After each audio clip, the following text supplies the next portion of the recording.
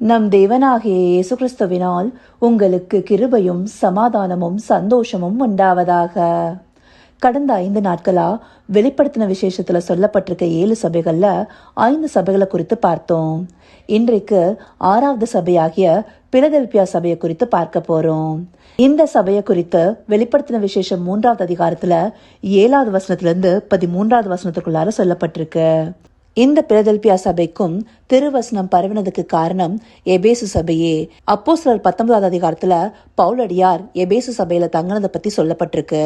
அவர் 2 வருஷ காலம் அங்க தங்கி திருவசனத்தை அநேகருக்கு பிரசங்கித்த போது ஆசியாவில் இருக்கிற அநேகர் அந்த வசனத்தை ஏற்றுக்கொண்டார்கள்னு சொல்லப்பட்டிருக்கு.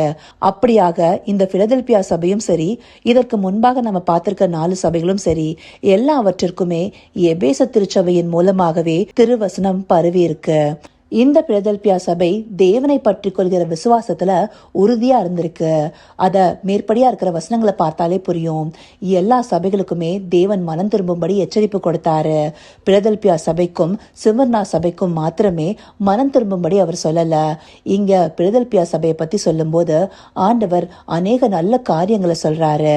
ஆரம்ப வசனமாகிய 7வது வசனத்துல அவர் முன்னுரையாக கொடுத்ததே, பரிசுத்தமுள்ளவரும் சத்தியமுள்ளவரும் தாவீதின் திறவுகோலை உடைய ஒருவரும் பூட்டக்கூடாத படிக்கு திறக்கிறவரும் ஒருவரும் திறக்கக்கூடாத படிக்கு பூட்டுகிறவருமா இருக்கிறவர் சொல்லுகிறதாவதுன்னு சொல்லியிருக்காரு. இந்த வார்த்தைகளை கேட்கும் போதே தேவன் தன்னுடைய மகிமையை வெளிப்படுத்துகிறது தெரியுது. அவர் பரிசுத்தம் உள்ளவர், சத்தியம் உள்ளவர், இது நமக்கு நல்லாவே தெரியும். அடுத்தபடியா தாவீதின் திறவுகோலை உடையவர்னு சொல்லப்பட்டிருக்கு. தாவீதின் திறவுகோல்னு சொல்லப்படும் போது அது எதை குறிக்குதுன்னு நம்ம தெளிவா புரிஞ்சுக்கிறதுக்கு ஏசாயா 22வது அதிகாரம் 22வது வசனத்துல தாவீதினுடைய வீட்டின் திறவுகோல் அவன் தோளின் மேல் வைப்பேன், ஒருவரும் பூட்டக்கூடாத படிக்கு அவன் திறப்பான், ஒருவரும் திறக்கக்கூடாத படிக்கு அவன் பூட்டுவான்னு சொல்லப்பட்டிருக்கும். இது எலியாக்கீமுக்கு தாவீதின் திறவுகோலை கொடுக்கறத பத்தி கர்த்தர் ஏசாயாவுக்கு வெளிப்படுத்தின ஒரு வசனமா இருக்கு. இந்த வசனத்தின் மூலமா நம்ம என்ன தெரிந்து கொள்ளலாம்னா, தாவீது ராஜ்யபாரம் செய்தவரா இருக்காரு. அவர் சமஸ்த இஸ்ரவேலருக்கும் யூதருக்கும் ராஜாவாக இருந்தாரு. அவருடைய திறவுகோல்னா ராஜ்யபாரத்தின் திறவுகோல் ஒருத்தருக்கு கொடுக்கப்படுகிறத காண்பிக்குது. அப்படி கொடுக்கப்படும் போது அவங்க அதிகாரத்துவம் உடையவராக இருப்பாங்க. அதே போல அவங்களுக்கு இருக்கிற அதிகாரத்தை காண்பிக்கிறது தான் ஒருவரும் பூட்டக்கூடாதபடி திறக்கிறதும் ஒருவரும் திறக்கக்கூடாதபடி பூட்டுகிறதும். அப்படியான ஒரு கட்டளை பிறப்பிக்கக்கூடிய வல்லமை இருக்கிறத காண்பிக்குது. அப்போ இந்த வசனத்துல தாவீதின் திறவுகோல்னு சொல்லப்பட்டிருக்கிறது ஆண்டவராகிய இயேசு கிறிஸ்துவின் கைகள்ல பரலோக ராஜ்யத்தின் திறவுகோல்கள் இருக்கிறது இல்லையா, அதை பற்றிய சொல்லுது.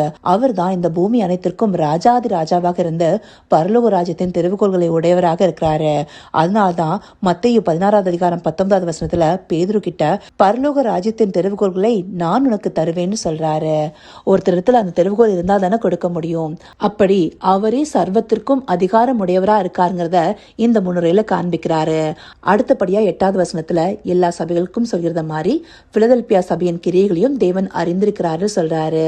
அது எப்படிப்பட்ட கிரியைகள் செய்ததுக்குன்னா, கொஞ்ச பலன் இருந்த போதும் தேவனுடைய நாமத்தை மறுதலியாமல் அவருடைய வசனத்தை கை கொண்டதாக இருக்கு. தேவனுடைய வசனத்தை கை கொள்கிறவர்களுக்கு அநேக உபத்திரம் வருங்கிறத வேதத்துல அநேக பகுதிகளில் நம்ம பார்த்திருக்கோம். அப்படியாய் தேவனுடைய வசனத்தை கை கொள்கிற உண்மையான ஒரு சபையாக இந்த சபை காணப்படுகிறது. அது மாத்திரம் இல்லாம கொஞ்சம் பெலன்னு சொல்லும் போது இந்த பிலதெல்பியா சபையில அநேகர் காணப்படல, ஒரு சிறு கூட்டமா தான் இருந்திருக்காங்க. அப்படி சிறுபான்மையா இருக்கும் போதும் அவங்க தேவனுடைய வசனத்துல உறுதியா இருந்திருக்காங்க. வழக்கமா மைனாரிட்டியா யாராவது இருக்காங்கன்னா அவங்களை எந்த அளவுக்கு உபத்திரவத்துக்குள்ளாக்குவாங்க, அவங்களை எந்த அளவுக்கு மட்டுப்படுத்துவாங்க. அப்படி இருக்கிற ஒரு நிலைமையில இருந்தாலும் தேவனுடைய வசனத்தை உறுதியா கை கொண்டபடினால தேவன் அவங்களுக்கு திறந்த வாசலை உனக்கு முன்பாக வைத்திருக்கிறேன், அதை ஒருவனும் பூட்ட மாட்டான்னு சொல்றாரு. அவருக்குரிய அதிகாரத்துல இவங்களுக்காக பரலோக ராஜ்யத்துல ஒரு திறந்த வாசலை வச்சிருக்கேன்னு சொல்றாரு.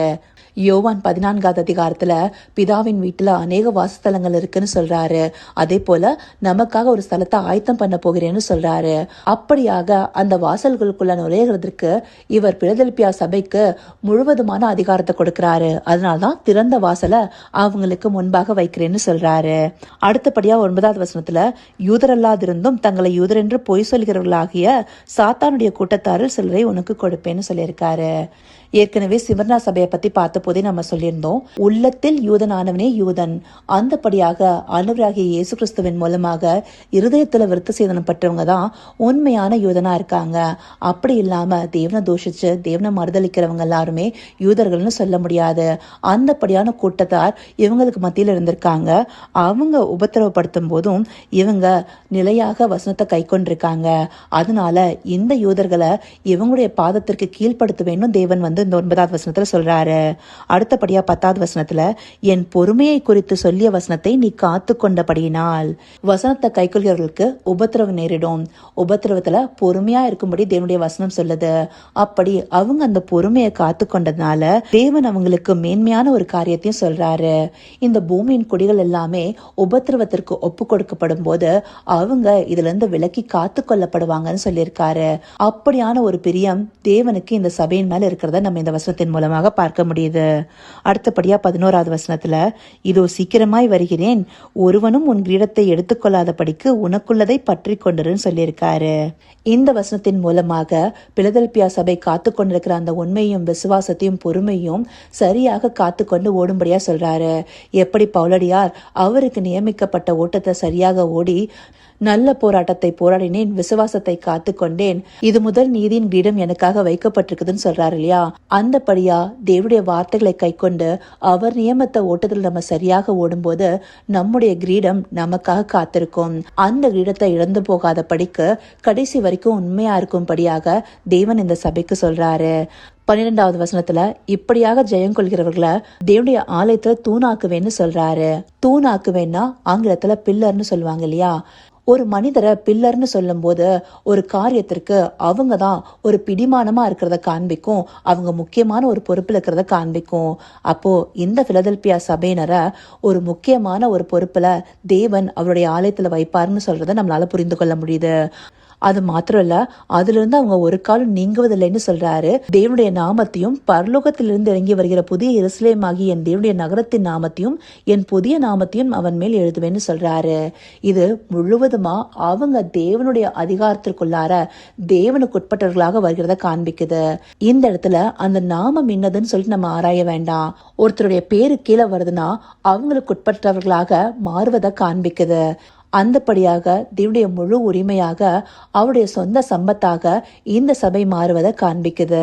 இப்படியாய் சொல்லி முடித்து 13வது வசனத்துல ஆவியானவர் சபைகளுக்கு சொல்லுகிறதை காதுள்ளவன் கேட்க கடவன் என்று எழுதுன்னு சொல்லியிருக்காரு. அப்படியாய் ஆவிக்குரிய காதுகளை திறந்துள்ளவர்களாய் பிலதெல்பியா சபையை போல தேவனை பற்றி கொண்டிருக்கும் விசுவாசத்துல உறுதியாய் தேவனுக்கு உண்மையாய் அவருடைய வசனத்தை கை கொண்டவர்களாய் நாம இருந்தோம்னா இந்தப்படியான ஒரு நிலைய தேவன் நமக்கும் தருவாரு. அப்படியான ஒரு வெகுமதியை தானே தேவன் இங்க அவங்களுக்கு வாக்கு பண்ணியிருக்காரு. அப்படியான ஒரு சபையாக நம்முடைய சபை இருக்கா? நாம உபத்திரவத்துக்குள்ளாகும் போதும் வசனத்தை கை கொள்கிறோமா? ஒரு சபையாகவும் சரி, தனிப்பட்ட ஒரு மனிதராகவும் சரி, சில நேரங்கள்ல ஒரு குடும்பத்துல ஒருத்தர் மாத்திரம் ரட்சிக்கப்பட்டிருப்பாங்க. அவங்க அநேக உபத்திரவங்களுக்கு மத்தியிலையும் தேவனுடைய வசனத்தை காத்து கொண்டவர்களாக இருந்தாங்கன்னா தேவன் அவங்களுக்கு முன்பாக திறந்த வாசல வைத்திருப்பாரு. பரலோக ராஜ்யத்துல தேவனுக்குரியவர்களாக அவங்க இருப்பாங்க.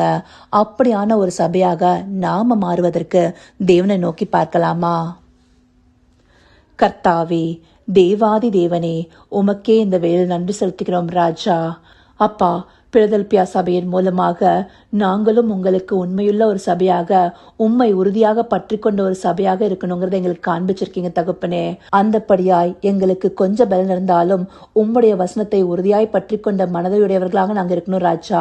உம்முடைய வசனத்தின்படி நடக்கிற பிள்ளைகளாய் உம்முடைய வசனத்தை கைகொள்கிறபடியால் எங்களுக்கு நேருகிற உபத்திரவத்திலும் பொறுமையை காத்து கொள்ள தேவரீர் எங்களுக்கு தயவு பாட்டுங்க ராஜா. உம்மை நோக்கி எங்களுடைய ஓட்டத்தை சரியாக ஓடுறதற்கும் எங்களுக்காக நீங்க வைத்திருக்கிற கிரீடத்தை பெற்றுக்கொள்வதற்கும் எங்களை நடத்தி அருளும் அப்பா. அப்படியாய் உணர்வுள்ள இருதயத்தோடு உம்மை உறுதியாய் பற்றி கொண்டிருக்கிற சபையாய் நீங்க எங்களை மாற்றப் போகிற தயவிற்காய் நன்றி. சகலவித துதி மகிமை கனம் யாவும் ஒருவருக்கே செலுத்துகிறோம். இயேசு கிறிஸ்துவின் மூலமாய் வேண்டிக் கொள்கிறேன் பிதாவே. ஆமேன், ஆமேன்.